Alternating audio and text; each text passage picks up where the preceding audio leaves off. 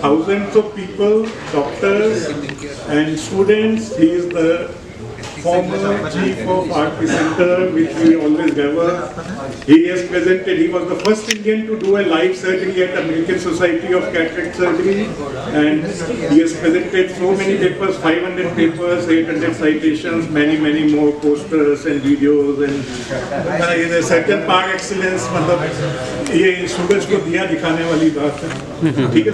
Thank you. Thank you so much. Thank you so much. I think we had a nice interaction to begin with, and I was so happy that our team was introduced to you people sitting here, because it is not actually showcasing what we're going to speak. It is to have a good interaction amongst each other. Building a bond is what we always like, and we all physicians have lived on that. Without bond, without we call the despotism, nothing works. The self has to be bounded together. I hope that briefly I'll go through some of the important topics which we need to know, not only the ophthalmologists, the general physicians also, which we are going to face in future also. तो हमारी marketing team struggle कर रहे हैं मेरे presentation खोलने में। जैसे आप जानते हैं, कहते हैं कि जान है तो जहान है, कहते हैं ना सब लोग, जान है तो जहान है। भाई जब तक आंखों में रोशनी नहीं तो जान का फायदा क्या है? तो we have to take care of eyes. तो eyes are one of the most sensitive, most beautiful thing which God has given us. And I just remember somebody asking, which is the most, let's say cleanest part of the body. Look into other things. Then I thought, which will be the cleanest part of the body, hands or your face or your body? Then I realized it is eyes. And God has made eyes in such a manner, you don't have to clean it. It has its own way to clean eyes. You have the lids, it blinks, spreads a tear. The tear is the one which takes care of the entire ocular surface, makes your vision better. If your tear films are there, clean, stable, you'll see better. Apart from that, it is the camera system which God has made so that we can see not only one eye, with one eye, by both eyes, to have a binocularity. So there are various things which we always look into. So today I will just take you some of the important things which is going to be the diseases of 21st century. So let me just go through that. I think this Angeline has talked about. This is the location of Dr. Agarwal's Eye Hospital in South Extension Part 2, next to AIIMS only. And I remember the day we went around, saw this property, and I was in the AIIMS for so many years. Next to AIIMS, I said, yes, this is the property we should have. And luckily the people who better, they approved this facility for this hospital. Let's see what are the various reasons for why people come to ophthalmologists. The first thing I think is, having to have sudden, redness in the eyes, that is conjunctivitis. We all know eye flu is the season just now, the rainy season. You can have foreign body inside the eye, or you can have allergies, which may be, to your lids. It can be dry eyes or some sort of lid-related things also. So this is going to give you three important things: redness, itching, and water. These are common things when patients come to us. The other can be, sudden loss of vision. This can be because of glaucoma, acute glaucoma, which they will be the expert here. You can have infections, you can have uveitis, trauma, or you can have a gradual decrease in your visual acuity. And that can be because of chronic glaucoma, convergence insufficiency, dry eyes can cause ocular pain. And other important thing is, there's something wrong with this system. Without slides, you can continue. Sir, आप तो बोल देंगे वैसे ही बता देंगे. हाँ, चलो. And other reasons can be, loss of vision that you all know, can be a sudden gradual loss of vision. But the question is, can the blindness be preventable? So you would say avoidable is a better word for this, because 90% of cases of ophthalmic disorders can be preventable or treatable in that sense, you know. And if you look into various causes, in adult cases, cataract is the largest segment. Almost 60 to 70% cases are because of cataract. We have the visual impairment. Then you have corneal blindness because of various reasons, glaucoma, diabetic retinopathy, the age-related macular degeneration, and refractive errors. But if you look into treatable causes and preventable causes, I think almost entire range of disorder in adult population can be preventable. This is what pediatric blindness is in the kids, which we are going to cover here. The main causes are inherited disorders, which you talked about. This may be around 5 to 10% of all the blindness. Or you have acquired blindness, which can be preventable in these cases. But if you look to entire pediatric blindness, around 50% can be avoided. Especially look for injuries and other areas also. So this is one important area which we like to highlight here, the refractive error in children. So this has been there, but it has become very important aspect today because of increased screen time. The pediatric children, the patients come with a change in the glasses. If you see the third line, which is the red, 15% is the prevalence of myopia. This is a study of 2018 in the school children, and this is going to be much more in urban areas.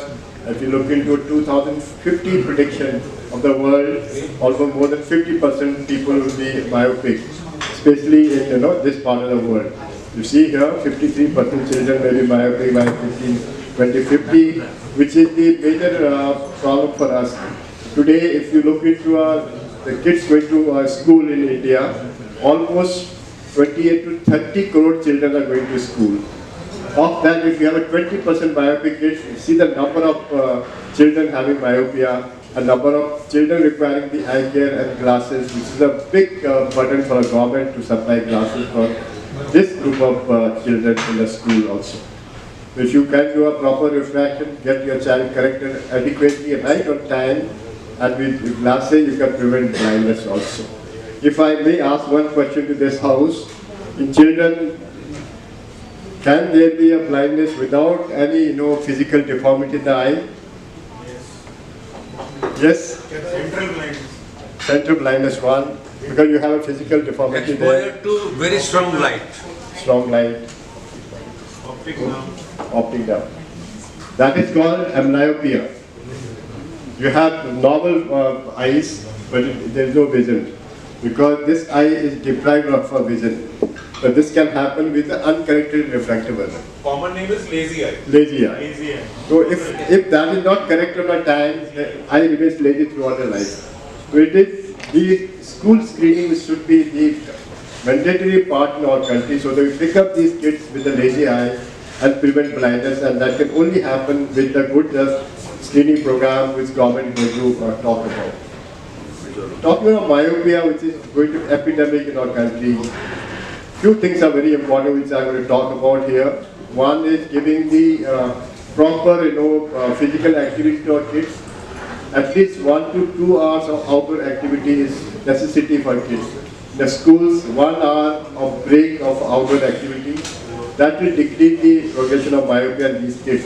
So these are new things we are talking about, specialized contact lenses. Orthokeratology is new term for all of us, where with the contact lens we modify the corneal lens refraction, and a child or a person becomes hemotropic next day in the morning. Then you have a various spectacles, and the new thing is we started doing the low dose atropine to these kids, which is supposed to decrease the progression of axial length in these cases. And you might be able to retard the progression of myopia in these cases also. The treatment has to be done under supervision for long term, at least for a child crossing 13 or 14 years. Because if you stop the treatment in between, again the eye grows very fast in these cases also. Second thing which Dr. Prabhat was talking about, the disease of prematurity. Not only to the body, lungs, other areas, but eyes also affected very, very seriously. If you don't examine the child within the first 2 weeks of a birth of a premature baby, the child can go blind. And that's the critical time we have to see those kids. And that can be taken as a negligence practice. People have been sued for 2.5 crores for not assessing the child. So this is a very, very critical part for all of us to know that premature birth can be associated with the blindness, and that should be treated, examined by the trained retina person, and timely management is important. Other thing we all see, our kids, they rub their eyes, they have a lot of allergies, and they require a long-term treatment for these allergic disorders, and which can cause various other issues like keratoconus. They can have cataract because of steroid use. They can have glaucoma. They can have the corneal opacity happening. I'm highlighting this because it is important for us to realize these kids who have a chronic allergy, they are given the steroid drops, and they are not controlled sometimes, not supervised. And parents think steroid, immediately takes care of a allergy and keep giving steroids. And by the time child comes up, child may be blind because of glaucoma. Everything has to be supervised in the pediatric age group. Trauma, you all see, is a major concern for our pediatric age group, especially the festival-related injuries. You have Holi, you have Deepavali, you have Ramayana serial coming. We have a huge number of patients coming with injuries. And eyes are like lenses. Once it is damaged, it can never be normal. So we have to prevent kids getting injured. And if you see this particular thing, can anybody tell me what is this? Top right. This Top one. right, top right, yeah. This, people from, eastern part of India might know because there are a lot of people eat, pan or a betel nut. So this is a tuna packet. So nowadays, this tuna comes in a packet. You can squeeze and spread the tuna on your pan patti. And this is kept, unknowingly and knowingly in a place where kids can play. And they squeeze and this comes like a jet, and it can hit your eye. And this chemical injury is, you can see the eye here, below here. It can burn the entire eye. You can go blind. And with a lot of efforts of ours, we could get this label now from the government, like this should be kept away from the children safely. Otherwise, this was the playing tool for our many kids and they got injured in these cases also. This is what happens. Entire cornea gets burned and subsequent treatment can be very difficult. All these stem cells around the eye, they get damaged and cornea becomes opaque and sometimes melt out also. So these chemical injuries are very, very critical for these pediatric age group, and they should be managed appropriately also. The second part, I'll take you to the people who are working age group. That's the middle age group. The major concern that there can be, you are working, you have refractive error that can be corrected. But in today's time, the major challenge would be, what is the major suffering for young people working group? Screen Absolutely perfect. Dryness is a major challenge, not only for today, it's going to be with us for a long, long time. And major thing is the screen time for all people working inside the rooms. You go in the morning, you have not seen the sunrise also. Go in the morning, sit in the office, whole 8 to 10 hours, come out, it's dark.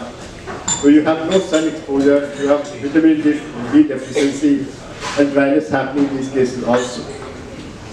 See, the prevalence is very, very high, especially in Asian countries. And some of our study, we found that almost 30% of a working group have a significant dry eye which requires a treatment. And in that also, the age group between 25 to 35 is a major group of affection. This is what they come with: stinging, some sort of watering in these cases, gritty feeling, and redness sometimes also. We have a patient coming to us, why are you saying dry eye in my eye? I have a lot of watering. But it's a reflex tearing which is there in these cases. So watering doesn't mean you don't have dry eye, you can have a dry eye in these cases also. These are people at risk. If you see here any systemic disorder, especially if you have a smoker, you have a very high chance of getting dry eyes. And laser refractive treatment in your cases, these are various ways to handle this. We can have a question on that. And the future challenges, as I said, you have to look for customizing your digital screen time. Customizing word is now very, very lucrative. You have to customize how you're going to use your work profile with your problems you're facing with decreased pollution, which is so difficult in Delhi city, NCR. It's going to cause a lot of other problems, financial burden. But most important thing here, if I summarize, there's two things here. One is a patient education, which is so important nowadays, and the modification of lifestyle. Because once you have a dry eye, it cannot be cured completely. You have to modify your lifestyle to be comfortable with these areas also. This is the modern day refractive surgery for young patients. I put this in a working group because around from 21 year onwards, you can get a refractive surgery done to remove your glasses. And this is very effective for a period from 21 to 40 years, because that is the time your correction is effective. From 40 years onwards, you start developing a new type of refractive error that's called presbyopia. So this is very effective, and there are various ways to treat them. Various laser surgeries, we can correct right from the small refractive error to a large refractive error. Both myopia, hypermetropia, astigmatism, all can be treated with laser surgeries. Let's look into our older age group. I talk about presbyopia, major challenge. And anybody who says I don't have presbyopia, maybe a myopic person, because presbyopia needs a plus lens. And if you have been myopic, that balances your presbyopia in these cases. But we have a large number of cases. In India, almost 180 million people are presbyopic, and this is going to increase our future also. Here you have a various ways to treat presbyopia. Spectacles are the best one, bifocals or progressive lenses. You can have contact lenses, various surgeries also. But if you see in the one middle, I have written a red, that is 1.25 pilocarpine drops. And during your MBBS time, you would have known that pilocarpine used for which bimari? Basically, use the pilocarpine? Glaucoma. Yes. So that was 2% pilocarpine used, but it's a low-dose pilocarpine now being tried for a presbyopic people. If you put one drop in the morning, it gives you some sort of comfort for at least 6 to 8 hours. So this is a new medical treatment of presbyopia we're trying in our patients. Glaucoma, as Dr. Devendra is sitting here, his field can be a silent, thief for your vision.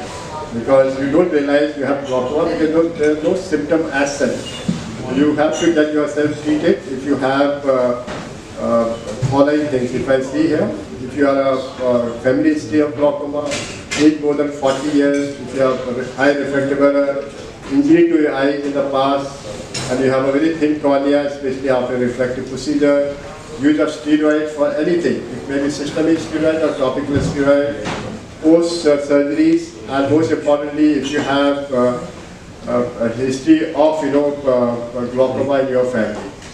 Anybody who has these things, you have crossed 40 years, but must get your examination done. These are few examinations which are very important. Get your eye pressure tested. Every time you go to ophthalmologist, tell or ask that person how much is my pressure. So that is how your pressure is going to be checked. Second, examine my retina. See the optic disc. That's a telltale sign for glaucoma happening. If these two things are done, then you look for other things, which may be field testing, which may be your scanning of your optic nerve fibers, that is nerve fiber there. Compositely, you can diagnose glaucoma and prevent blindness subsequently also. These are various ways to treat glaucoma. We can have a discussion on that. Other area is diabetic retinopathy. You all know diabetes is a huge burden to our society. In fact, India is a diabetic capital. At least 6% may be having a diabetes. Of that 6% diabetic people, around 70% might be suffering from diabetic retinopathy, which is a very significant number if you look at Indian population wise. And of this 17%, you can have around 3 to 5% people may have a blinding diabetic retinopathy. So that is so important to realize how to diagnose diabetic retinopathy. You physicians have a huge role to refer these patients to ophthalmologists or put some fundus camera in your practice. Nowadays we get a fundus cameras which can take the picture without dilatation also, and as well as it is based on an AI system, it tells you whatever retinopathy you have in these cases also. These are various pictures of a diabetic retinopathy patients. The other area is look into those specific areas by which you can prevent other blindness. And this is so common, age-related macular degeneration. So we have two types, wet and dry. Wet is a serious one where you can have blindness because retina can have swelling there, You will require a treatment for that. Actually, if you are very careful, just a small testing. So this is the paper which has a cross here. The patient has some sort of macular pathology. This is what happens: distortion of image. So if you are having somebody old, more than 60 or 70 years of age, if you every day you see this paper and you see everything's clear, that means your macula is all right. So this is a simple test which can be done at home also, without having to go to ophthalmologist. Once you have a problem, yes, you have to go there. And these are various stats, how many people are going to have this. Lastly, I'm going to talk a little bit about cataract because there's a huge burden on us. Last year, according to a Global India record, India has done the largest number of surgery for cataract in the world.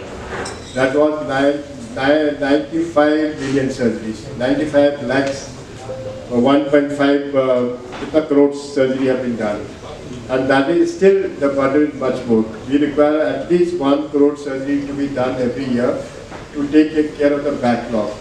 And every year we are adding to that burden also with the number of cataract requiring surgery. This is happening because the threshold for our people to accept the visual acuity drop is getting lesser and lesser. Even people with six-part vision, they want to get surgery done because we have various types of surgeries by which your vision can be improved. In fact, your vision can be better than what you had in your younger days sometimes. So these are various surgical techniques. You see here, this has been my journey also. We started with surgery where you require multiple sutures, just simply taking out the lens, then leaving patient aphakic and requiring thick glasses. Subsequently, we had the intraocular lenses. Now we do a laser assisted surgery. In fact, now I do surgery looking at a screen, not looking through the microscope also. So things are getting more and more innovative and advantageous. I see next 10 years or so, people will be sitting in the office and doing cataract surgery, which will be absolutely robotic surgery as such. And these are various types of lenses. People do ask me what type of lenses are there for a modern day. Monofocal lenses, which gives you a single focus for your distance correction. Here you need the glasses. In monofocal also nowadays we have monofocal plus, which gives a little bit advantage for intermediate reading. And we have EDOF lenses that is called extended depth of focus. The focus is extended so that you can see distance, near, intermediate also, as you can see with the trifocal lenses also. These are modern day lenses which gives effective vision correction, but still we have a challenge of people getting blind because of cataract. The outreach programs are very, very poor in the country, and number of people requiring surgery is huge, despite being the largest number of surgery in the country also. I think if you look into future, every age group, right from the pediatric to adult, we have a challenge. Why I am saying this? Pediatric, we are extending the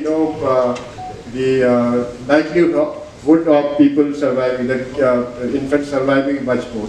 Even at 26, 28 weeks, babies are surviving. They're bound to have more problems for future also. Now we have people surviving beyond 80 years. This 80 to 100 years may be, effectively gained, but this gain has to be healthy. So that is a major challenge for us. Making these people live healthy is a major concern for all of us, not only for vision-wise, physically also. I think that is the major challenge which we have to face, right from the premature baby to the extended age for our patients also. At the end, I'd like to thank you, all of you, for giving this opportunity. Thank you so much. The last words are, your eyes are your windows to the world. You can see the world through your eyes. Your eyes are the window to your soul. But most importantly, your eyes are the window to your body. But this last one is very important now because through our eyes, we can detect many things. Right from a brain tumor to the various oncology-related problems also. If you have read the recent articles on AI-based assessment of eyes, you can predict, just examining the retinal cells, that you're going to have Alzheimer's after 50 years. So you may not require the palmist in future. You may require the eyes to be examined by the ophthalmologist. Thank you for this. Thank you, sir. Thank you. That was really mystifying as you always do. And please join us. We'll have the question answers after the second talk by Prabjot. And Prabjot Punjabi Kudi has already been introduced. So she's from a leading center in South India, that is LV Prasad in Hyderabad, and one of the leaders in Retina. And Prabjot, because our group is different from others, there will be more questions after you finish to both you and sir. So I'll request you to finish 15 minutes, and if I prompt you to stop, please understand. DM kind of questions would be there.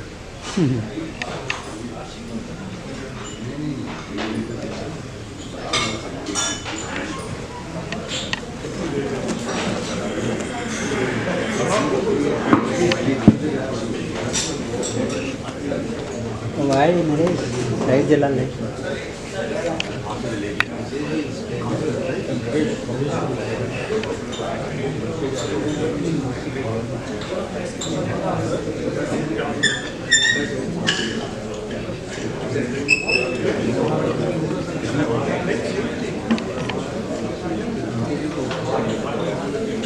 Prabjot, you're going to be speaking on retina and uveitis or only retina? Basically, eyes is windows and mainly it will be Acha, covering systemic. diseases. So, just where sir ended, I think I'll continue from there that how eyes is window to your body. Till they are struggling with the laptop, is diabetic retinopathy the commonest one? Yes, so diabetic retinopathy will be the first topic which I will be covering.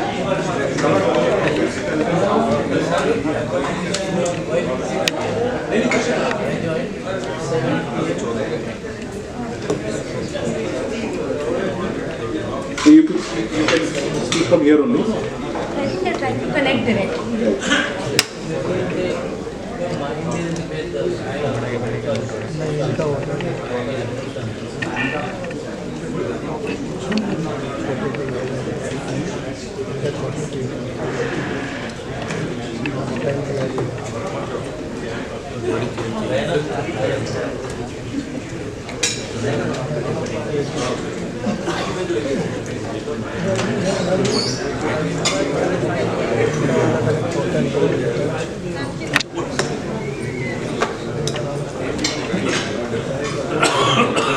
भाई एक बंदा मेरे को dedicated चाहिए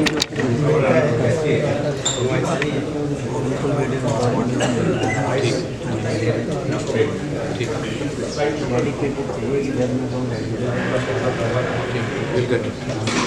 एक बंदे को Prabjot, we are waiting for you to take off. Yeah, so Let your journey be short and sweet. Yeah. I'll try to finish as We'll prompt you if it's long, so don't mind. We'll prompt you if it's long. So, good evening everyone. First of all, many thanks for giving us this opportunity to present ourselves at this Physician Forum of India. And I will continue right where Sir stopped, that how eyes can act as windows to your body. So this is the name of the presentation, that how ophthalmology can detect various systemic disorders. Briefly, if I would like to just say that I'll be dividing my presentation into 5 parts. The first main and very common disorder that we come across, especially as retina specialists, is diabetic retinopathy. So diabetes mellitus is one such condition which can be very, which can cause a serious avoidable blindness in the eye if not detected timely. So to begin with, what is that we see when we clinically, I think I'll be more comfortable standing up. So what is the first sign that we see when a patient is referred to us to rule out diabetic retinopathy is these microaneurysms, which are marked as with a yellow arrow. So whenever we find such microaneurysms in the fundus, that's the earliest sign of diabetic retinopathy, and appearance of new such microaneurysms as well as disappearance. Both are signs suggestive of worsening of diabetic retinopathy, because disappearing microaneurysms mean that the retina is getting more and more ischemic, and that's the reason, because of the apoptosis, the microaneurysms are getting disappearing.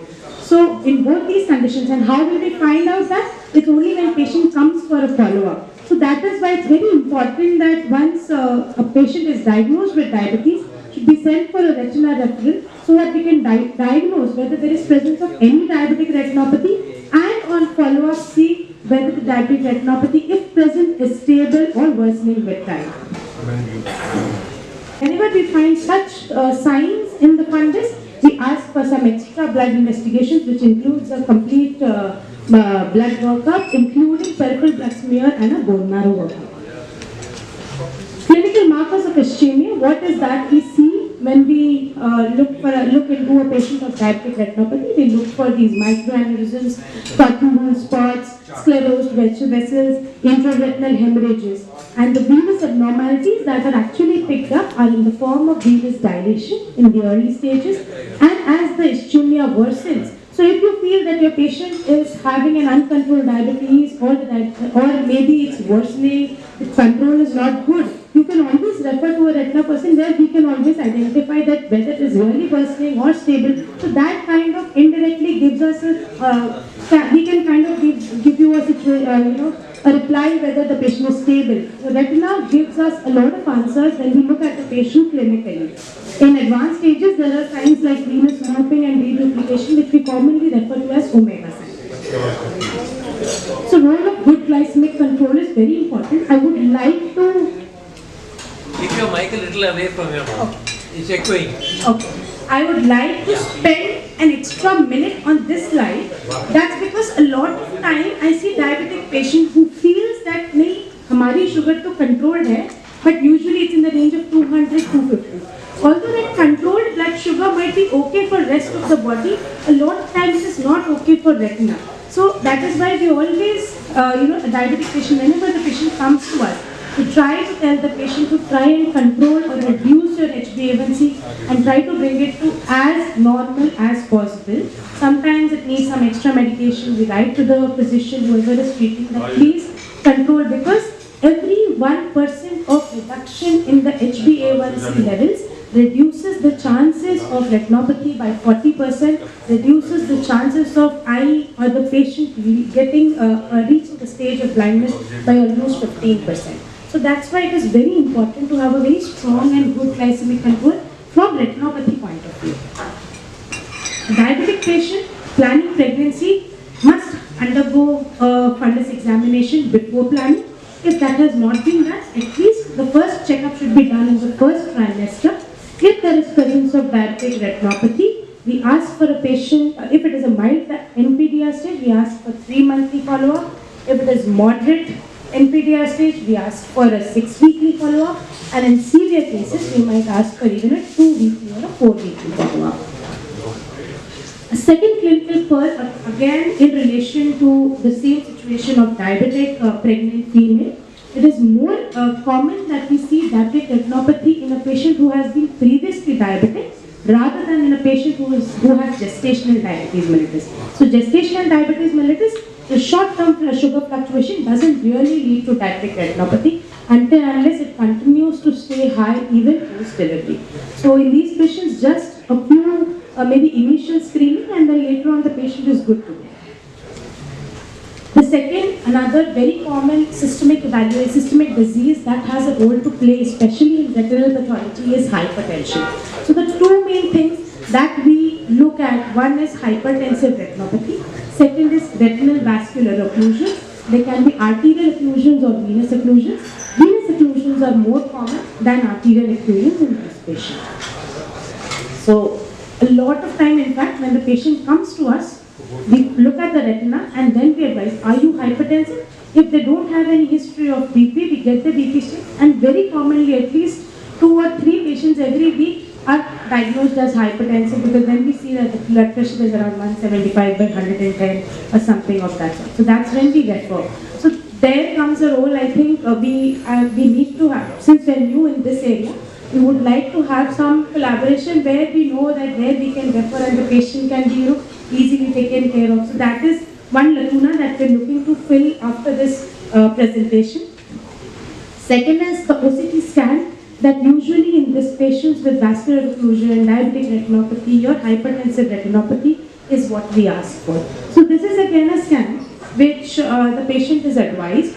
why I'm trying to highlight on this point is because whenever you're referring your patient, you can always tell the patient that if there is any abnormality or if the vision is not correlating, then you might be asked to get a scan done. So once that is done, the patient is more prepared that it's not every time that a scan is advised, but sometimes when it is not correlating, we might advise a scan. And these scans actually pick up these retinal swellings which can be very well treated.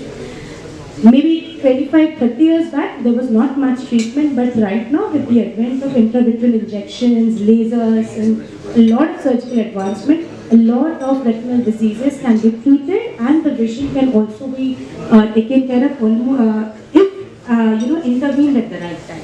I think OCT is the mainstay of retina scanning. Gives you all the layers which you had shown in that. So OCT, that's why it's important. Exactly.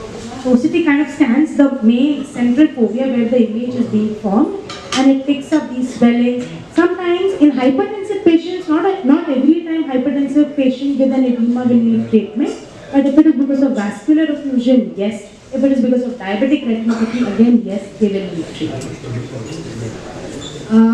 Then what happens if these patients go into long term, they do not get treated, this leads to these recalcitrant macular edema which then doesn't even respond to simple intravitreal injections and need additional treatment in the form of either laser, and then because of the long-standing recalcitrant nature of this edema, the visual recovery gets compromised. So what I am trying to highlight is that we need to see these patients earlier, and treatment has to be initiated. Sometimes the patient don't think that the treatment is important. That is where the role of everyone as a collaborative care comes. That we have to create this awareness that a lot of retinal condition, eye diseases can be treated with simple injections and lasers.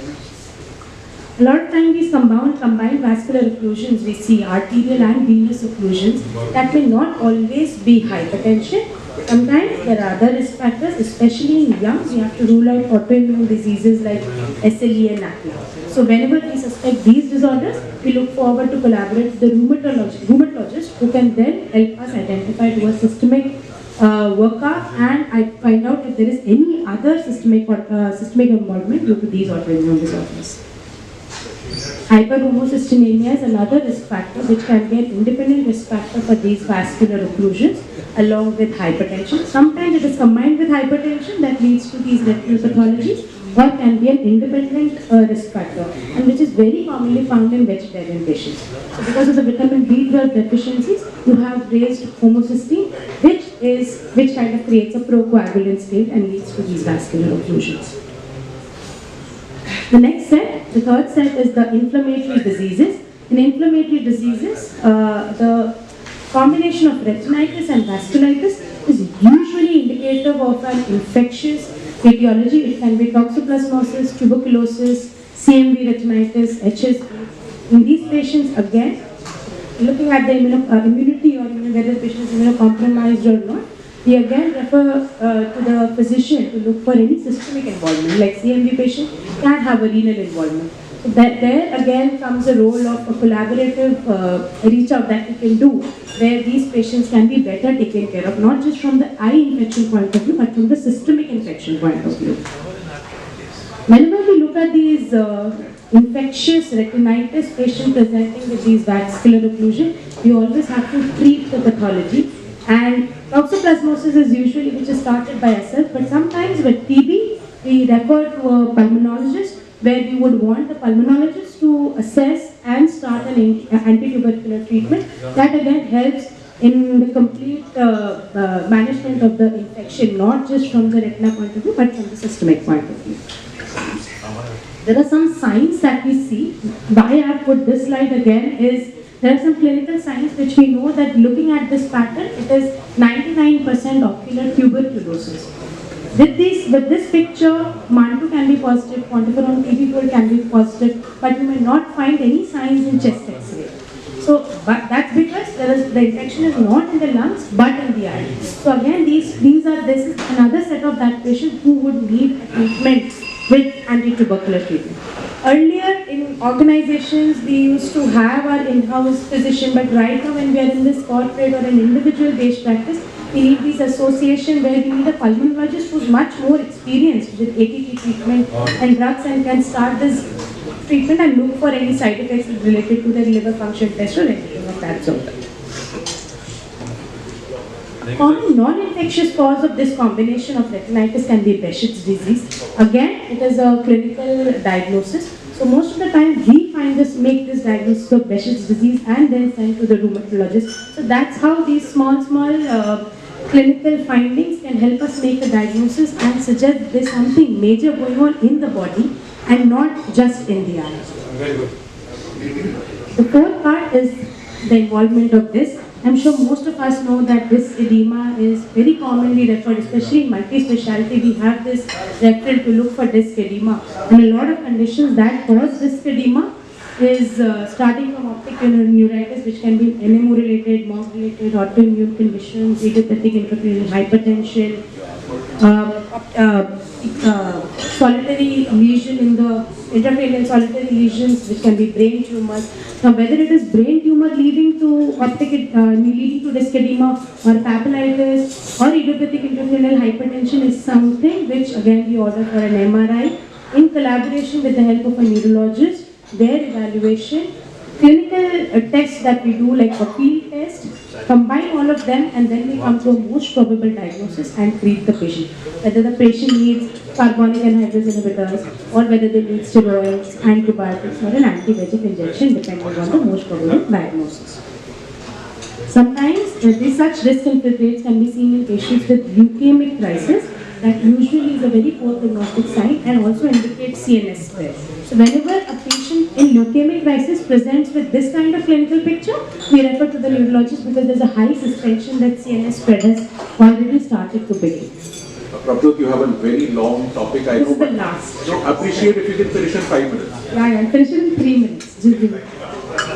So arthritic AION is again one optic neuritis situation where it can not always be GCA, it can be SLE or a ARN also. Very good. So coming to the last aspect, that is there can be congenital and developmental abnormalities like Todd syndrome, galactosemia, Marfan's, There are many Alport. pediatricians here. There are many pediatricians. Yes, so I'm sure there are these high refractive error, there is subluxated lenses, cataracts. So these are the children with can be sent out for a detailed ophthalmic evaluation and we can kind of confirm. It also goes other way around.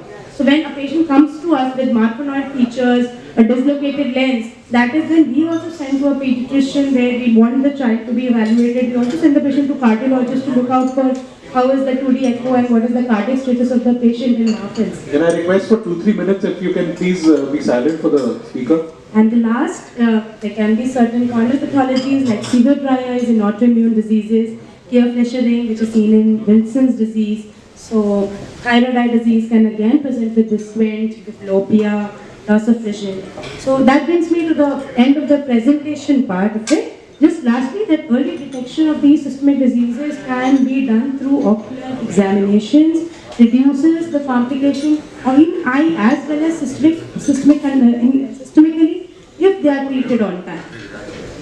Ophthalmologists can play a part in this multidisciplinary role. So if we have a good referral system amongst us, this kind of will help us in a very nice collaborative management that can be planned with the patient, for the patient, with our doctors in the different faculty, so that we can help patient achieve the best care overall. That brings me to the Thank end you of so much, presentation. Prabjot. Thanks, sir. Can I say one thing? There are many who are going to refer to sir and you for eye treatment, but when you need diabetes control, there are experts, the best in South Delhi are sitting here. So it should be a two-way traffic. It has to be. In fact, I think I just mentioned while I was being taken around. And one more thing, when should a diabetic be referred? How many years? So, type 2 diabetes mellitus, the day he is diagnosed, please refer the patient. In type 1 diabetes, it takes some time for diabetic retinopathy to develop. So, that can still happen later, maybe 6 months, 1 year down the line. But the day you diagnose the patient with diabetes, please refer for diabetic retinopathy screening. Once the patient is referred, I think rest of the part even we do explain them that diabetic retinopathy stages might not always have any complaint. Patient will develop complaint of blurring of vision or contrast issues only later, by the time the disease is already progressed to stage. And one more thing, on the other side, on the writer side, I've already been told that any person from this doctor requiring cataract surgery or any kind of treatment, there will be a 20 to 25% discount easy. 100%. 100%.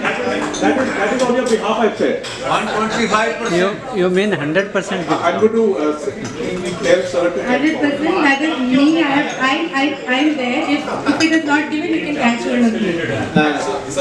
Thank you, Dr. Podar. Just a minute, please. Just a minute. Is Dr. Podar there?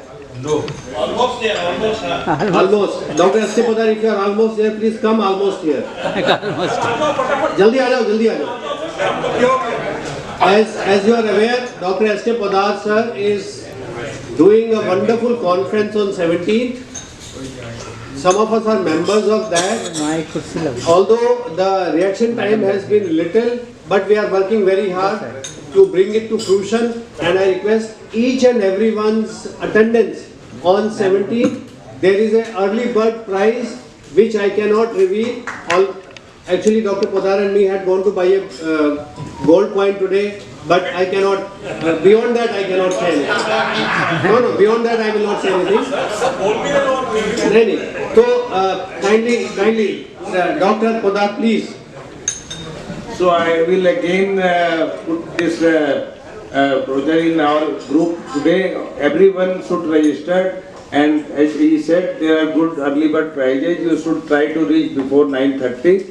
And besides other these things, there is good scientific program. Under the chairmanship of Dr. S.K. Chauhan, he has made a very good program covering almost all subjects: oncology, cardiology, cardiac surgery, gastroenterology, gynecology. Almost all subjects have been covered. Orthopedics, so and good subjects, not on commercial with commercial angle. It will be good for everybody, all physicians and any other specialty. So you are all are requested to attend it, and in the evening you will get some surprise programs, good musical program, good anything. Thank you. There will be a musical program in the evening along with dinner and camaraderie, as we call it. But first of all, a very big hand to Mr. Manmohan and his wonderful marketing team. Second of all, to Madam AMJ to do it for us. Number 3, doctors always in the end. Dr. Tityal sir, with due respects, Dr. Prabjot ma'am, Dr. Shrenya Rao, and our wonderful pediatric ophthalmologist. But for Dr. Prabjot ma'am, this song for her.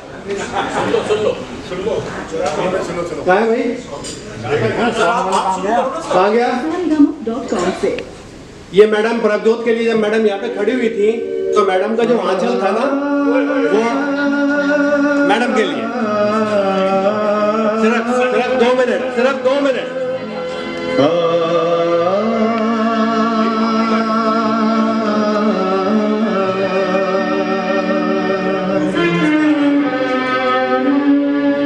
सिर्फ 2 minute.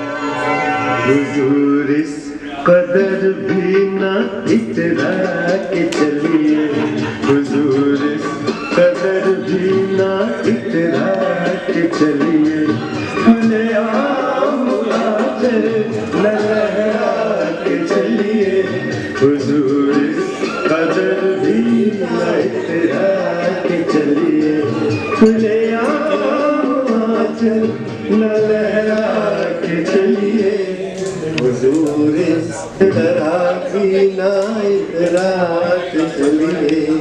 क्या हुआ भाई, गाना चला यार? बस एक stanza और के चलिए।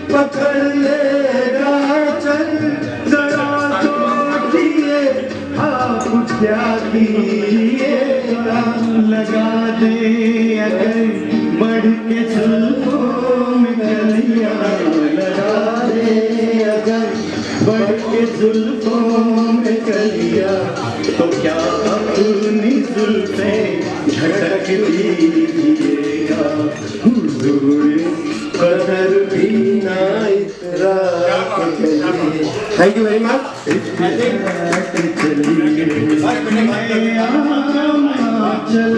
We had a wonderful session.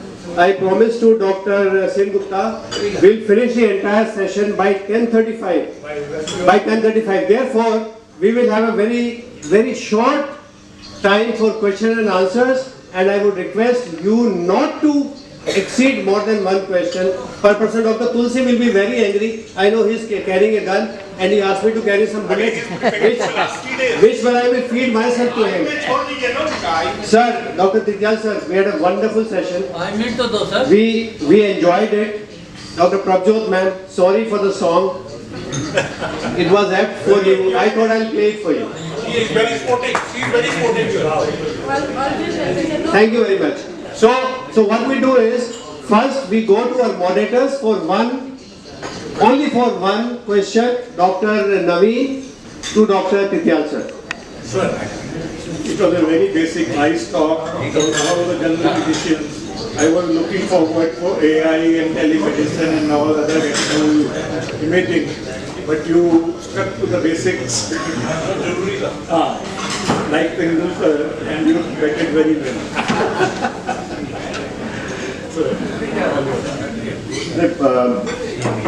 सबसे पहले तो thank you again. I think we wanted Dr. Prabjot to showcase the retinal pathologies and the systemic disorder where we can diagnose from the examining the eye. That was the main purpose. My idea was to give a broad outline so that you can have some question on that. But you are right, AI is one thing which is coming up very fast in the medical area also. In eye, there are 2 or 3 things which have become very prominent. One is the detection of diabetic retinopathy. The AI tools are giving us almost 97% accuracy there.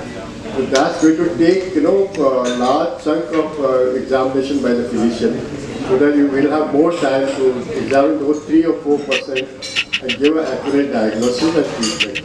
In fact, these AI-based cameras now available across the country, and we are taking them through the community services also, and that will also give us a good analysis of the prevalence of diabetic retinopathy in the community, and this tool can also detect glaucoma also. So both glaucoma and diabetic retinopathy will be screened by these cameras, fundus camera, with AI-based tools in that. So that's a good thing, and country will have that, and this examination done by optometrists or technicians, they are connected by telemedicine across the country, and that's going to connect everybody. Thank you very much, sir. One question to Dr. Deventuli. Sir, I've already done. All right. Give it to the audience. Okay. Dr. Dr. Manish Gupta, sir. You are fascinated by her. This is to Dr. Prabjot Kaur, ma'am. Ma'am, that slide on glycemic control on retinopathy, a quick comment and a question. The first time WHO defined fasting blood sugar as 126. The data was based on studies of retina. They found the evidence of the retinal vessels, sir, I'm not sure if you're aware of that after 126 fasting sugars, they found changes in the retina. That's how 126 was defined by WHO back then, way back, 20 years back almost, after the UKPDS trial. So as a diabetologist, I'm interested in knowing that despite normal glycemia, we do recommend retina checks, and as GPs and family physicians and diabetologists, and this AI tool now kind of coming in, what could be the clinical signs despite the sugars? Because 127, the earliest marker, as sir said, eye is the marker into your body, and the first area you can see the arteries. So your quick comment on that. So you're very right. Sometimes we see that the HbA1c is not that bad, our sugar control is not that bad, but still we see diabetic retinopathy. So that's where we have seen that it's not just the glycemic control, it's even the fluctuation that happens. So maybe a fasting of 90 and after food of 180 is more or has a higher risk of developing diabetic retinopathy than a fasting of 140 and after food 160, 170. So that is more bit important, not just the blood sugar. Dr. Ranjan Wadhwa ma'am, my batchmate from Maulana Dar, who headed the department of PMR, you'll be surprised to know, in 1986, he got more than 720 marks, got MS Ophthalmology and Guru Nanak Eye Center, refused. This question is directed to Divya, pediatric ophthalmologist. When should the eyes of a child be examined at the earliest, and what are the signs and symptoms? Wow. My question newborn. So the first time we recommend in a patient on the child who is term born is 6 months. Yes. So the first time if we want to check is at that age to see if there is any lenticular changes or any retinal changes that are there. But in children who are premature and children who have had a history of NICU admission, the first 30 days are very critical. So we should screen them as soon as we can. The first 6 months would be a good time. So I'll just come to that. So if we feel that the first 6 months everything is fine, then we regularize and see the child after 3 years. So at 3 years of age, we check for diffraction because they are more well versed about the Snellen chart, about reading. So then we can see their vision and the diffraction at that age. Dr. Pallavi Purwar. Dr. Pallavi Purwar is a thoracic surgeon trained in National Institute of Tuberculosis, Respiratory Disease under my batchmate and schoolmate Dr. Ravinder Diwan. Over to her.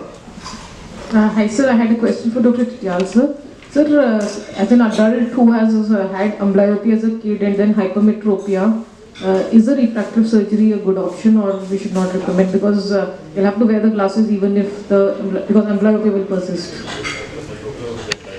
Once, as I said, once you have developed amblyopia and you're crossed the age where we can, reverse the amblyopia, that is a younger age group, less than 10 years.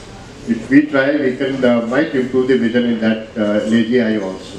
But after 21 years, there's hardly any chance to improve the vision. Yes, we can correct the refractive error. If somebody has +4, +5 or +3, we can correct that so that at least both eyes will have similar powers. And vision may not improve, but glasses-wise, patient will be better. But other thing is, people talk about can we correct the hypermetropia or not with the laser surgeries. Yes, we can correct. Up to +7, +8 we can correct. If we can't correct with the laser surgery, then we have a different options also. We can implant the lens inside the eye. Those are called faking IOS. That means we put another lens over the crystal lens. But does the amblyopia kind of counteract that thing? If we have to treat amblyopia, it has to be age less than 10 years, where we can effectively manage that. In fact, some of our colleagues have done refractive surgery at that time also. Normally, it's not indicated to a refractive surgery less than 18 or 19 years, but for this purpose, we can do it because we can almost bring down the two things. One is called anisometropia, other is called anisophonia. The difference between the power and the difference between the image size, which makes the difference. So we can balance the image size to an extent where both are confused. Thank you. Dr. Kantru sir had a question. You said that low concentration of the atropine drops help myopia in the children. So what is the logic behind it and how much time we should give these drops? Because then it causes mydriasis. So what is the effect of mydriasis on the corneal curvature? Please dilate upon it. Yes. So we have Dr. Divya Motwani will answer this question. Dr. Divya ma'am. Dr. Divya Motwani. He's asking what should be the dose of low dose atropine, how long it should given, and how does it act to decrease the progression. So low dose atropine, there have been multiple studies on it. So the thing that is FDA approved in India right now is 0.01%. But recently we are going to get a 0.05% atropine dosage as well to come in India soon. It basically, if we start the low dose atropine, as soon as we feel that there is progressive myopia in the child. Dr. Tityal, my question is to you as a pediatric gastroenterologist. It's not a direct question relevant to my specialty because with us it's Wilson's disease that decimates things, and that's not my question. My question is for the general pediatricians and neonatologists. Two questions. One is screen time. Screen time when it comes to children. There was a lot of talk about COVID, screen time and eye damage. But what has been translated into actual practice? Even today, 2 days ago, I had a patient coming to me as a pediatric gastroenterology patient. And the child was, it's happened quite often, not just this time. And what they say is that he's interrupting our conversation, I'll give him my mobile. So, that's what happened. So it's an important question because in children it's a very, very important question and it's not been resolved till now. So my question is that's one, and second is retinopathy of prematurity, nothing to do with my area. Neonatologists are interested and pediatricians are interested. Dr. Ashok Chakravarti is the president of South Delhi IIT, and I want him to take on the initiative. Thank you so much, Dr. Sir. No doubt about it. First of all, I would make a comment.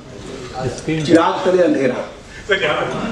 We have been all partially blind. We never knew this existed such a beautiful facility in South India. Congratulations for that, Dr. Tityal and the team of this thing. Wonderful. We are proud of that and we are blessed to have such a wonderful facility with us in South Illinois. My question is simple. We normally go for a OAE for eye checkup, for ear checkup. What's the thing, protocol for eye checkup besides the red, this thing, reflex?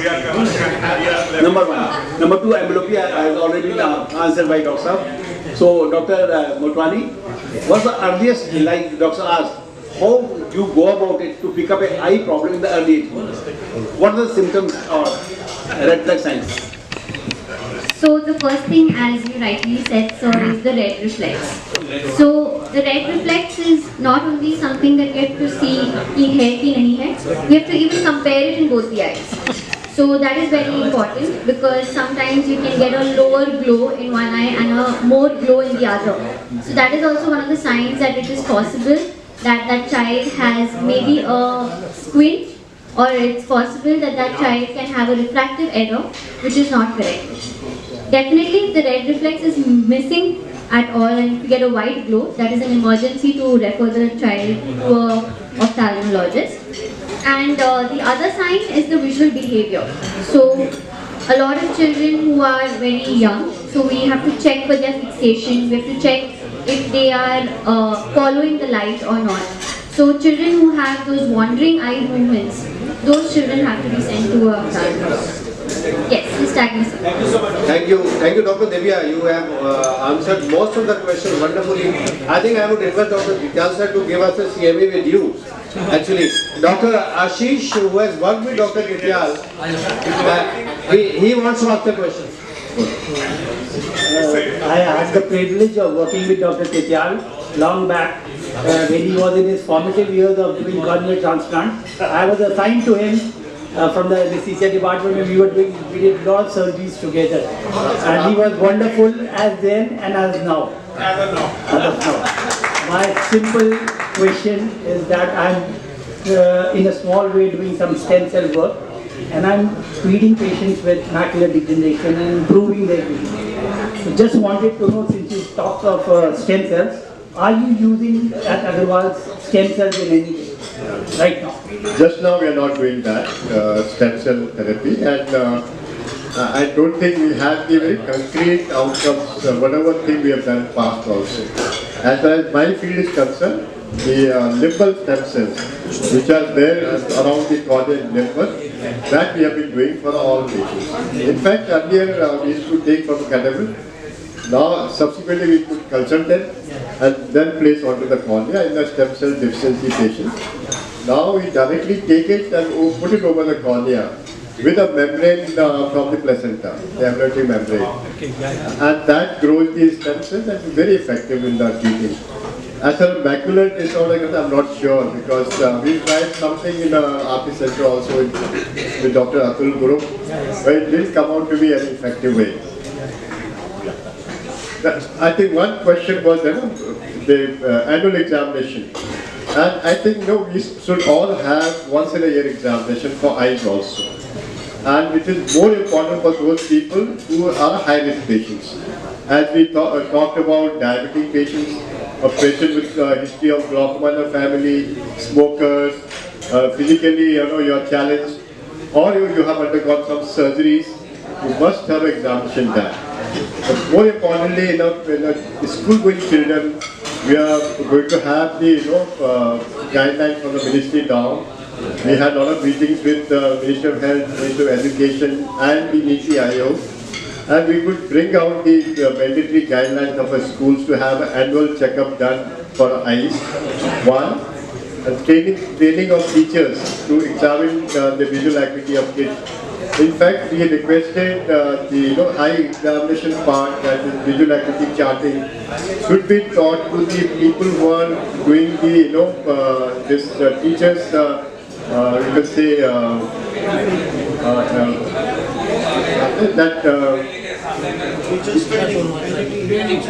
teachers training program.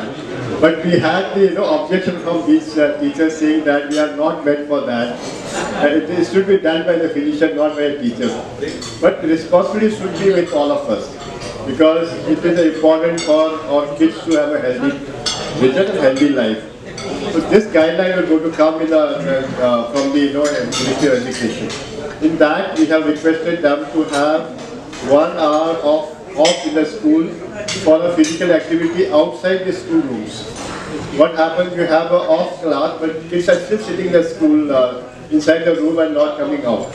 So that's also an important part in this. Thank you, sir. I would go to Dr. JPS Tulsi, sir. Request him and Dr. Kalra to please be brief. I give them exactly 3 minutes to both of them. Just 5 minutes short one. So, Dr. Tityal, just one minor question to you regarding the age-related macular degeneration. So, recent FDA approval has been for a photobiomodulation. Nice question to ask. No. This is for you. I have to ask 3 questions for her. The recent FDA approval. Okay, anybody. The recent FDA approval for age-related macular degeneration is the photobiomodulation, which has recently been approved. Just talk us about this. Recently, PDT are you talking about? I'm talking about the photobiomodulation. Photobiomodulation is something we are not doing yet clinically. No, you are not doing, but this is recently approved non-invasive treatment for age-related macular degeneration for dry. We know the treatment for wet, but this is for dry, which we didn't have any treatment for them. Correct. So there are a lot of treatments which are now being, not just the photomodulation that we are talking about, there are intravitreal injections also, which are there almost in the last phase of trials, but still not available clinically because we are yet to see the results. But those are not FDA approved. This is FDA approved. Correct, but it has not yet come into clinical. It has not come, but yes, it has not yet so, ma'am, just to proceed further regarding diabetic retinopathy. See, we know that the cause is, of course, diabetes, and most, if not all, patients of type 1 diabetes within 2 decades will have some amount of retinopathy, and in type 2 diabetes, at least 60% will have some amount of diabetic retinopathy. So are there some, this thing, when to treat? We know that an annual dilated eye examination is mandatory for all patients. So some guidelines regarding when do you need to treat? See, I know 3 causes. Tell us.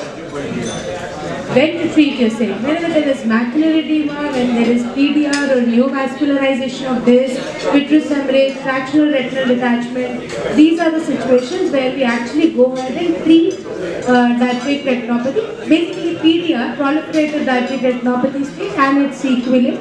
In non-proliferative stage, whenever it is combined with the macular edema, we have to go ahead and treat it. Other than that, we have to keep the patient under conservative. My last 2 questions, very short 2 questions, would be regarding, there's a paradox. We need to control diabetes, or a diabetes specialist, Dr. Master, Dr. Chauhan is there. We need to control diabetes immaculately.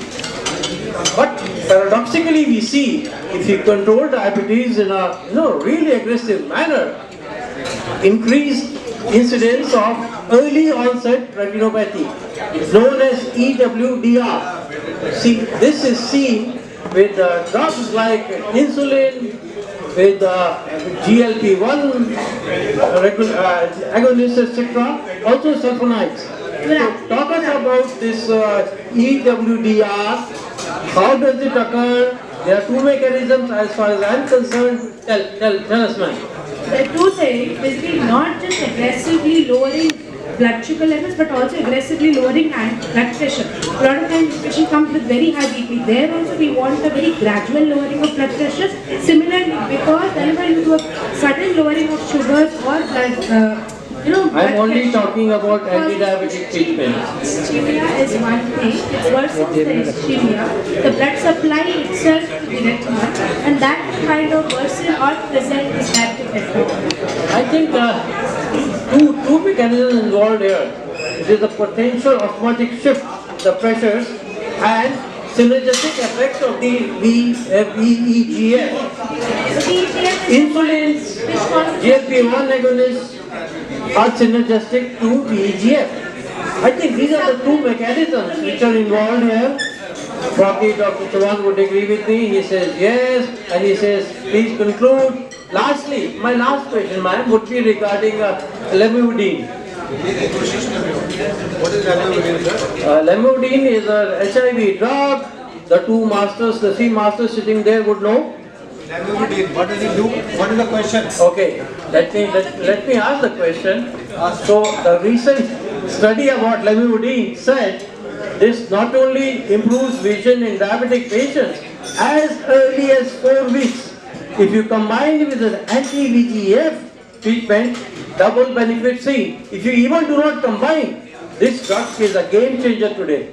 The lamivudine increasing vision in diabetic eye disease. Try this in your patients and get back to sir. Whenever I say retinopathy patient, I send to the sir for a better. Thank you, man. Thank you. They will revert. Thank you. Dr. M.L. Kalra, sir, only one question, sir, I request you. You are a gentleman. Only one question. Sir, I will start, sir. My question -1. Yeah. So my question -1 is, as you said that 1% of HbA1c increase is equivalent to 40% of chances of retinopathy. So, retinopathy, yeah, 1% HbA1c increase equivalent to 40% of retinopathy.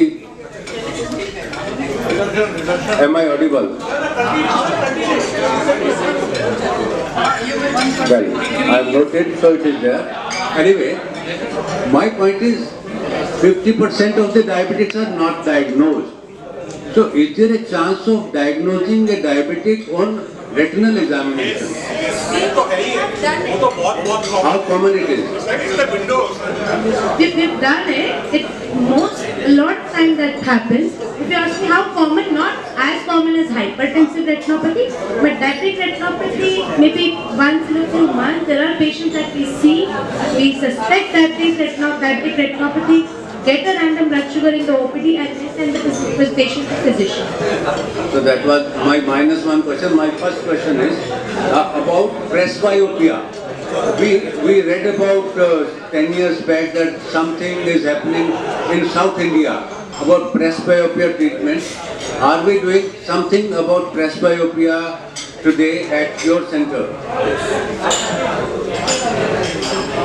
I think I did just touch the presbyopia in a brief manner. As you rightly pointed out, the best treatment for presbyopia is glasses, presbyopic glasses, because presbyopia is a dynamic disorder. At 45 you require one diopter correction, at 50 it is 1.5, at 55 it is almost 2 diopter. So surgical corrections are a little challenging in these situations. In that way, I think the glasses are best option. Second, I talked about the use of low-dose pyrocopin in these cases, and recently it has been approved now, and it seems to be very effective for those people who are early presbyopic, where correction is around +1 or 1.25, 1.5, and they don't have too much of a distant power also. So even for big presbyopics can be corrected with these drops. Very effective without causing any significant complications of pyrocopin. But we don't know the long-term results because they have just come in last 1 or 2 years. We never know how it is going to be next 5 or 10 years in these patients, because we had used pyrocopin for a glaucoma patient in the early days. They do cause a lot of problem because there are 2% drops. They can have headache sometimes. Sometimes they can have a detachment also because of a peripheral traction. But this low dose, we are not sure, but it is effective now as another alternative to the glasses. Sir, my last comment is, वो कहते हैं उस मुल्क की सरहद को कोई छू नहीं सकता जिस मुल्क की सरहद पे निगहबान हैं आंखें, तो हमारी आंखें हैं तो हम जिंदा हैं. Thank you very much. Thank you very much. I would request जल्दी आजा. By the time sir is asking, everyone from Agarwal should assemble here for a photograph. Sir, my question is a simple question, sir. I have floaters in my eyes. So I got my retina checked up. Floaters was mainly on the right side. So I got my retina checked up. There were also a few. But after my retinal examination, right side floater disappeared, but more have come on the left side. I'm not very sir मैं south x में रहता हूँ और मैं बिल्कुल अभी 15 दिन से आपका बोर्ड देखा है साउथ एक्स से समारोह अग्रवाल में जाओगे तो लेफ्ट की फ्लोटर भी गायब हो जाएगी. All the good doctors से गाँव. You require one more examination. Just to see if these floaters are because of what cause. Normally they are because of some sort of posterior vitreous detachment. And if it is complete, then you are out of risk. If it is incomplete, then you have to reassess your eyesight. Sometimes there can be little peripheral changes also. That may require treatment. But normally,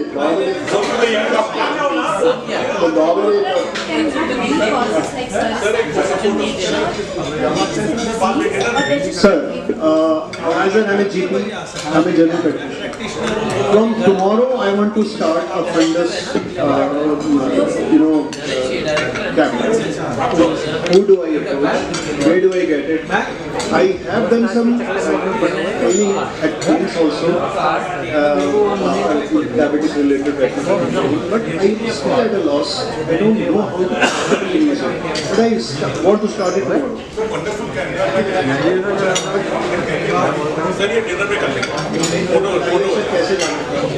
Remedial is one of the best companies.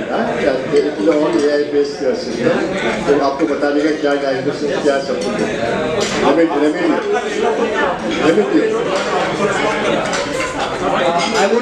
I would request Dr. Anam Parashar to please come here. Dr. Renu Chauhan to please come here. Dr. Titial sir, Dr. Prabjot. What a group photograph. Dr. Sharanya Rao. We want a group photograph with you. Please come. Please come. Dr. Anam Parashar, Dr. Abha Parashar, please come here.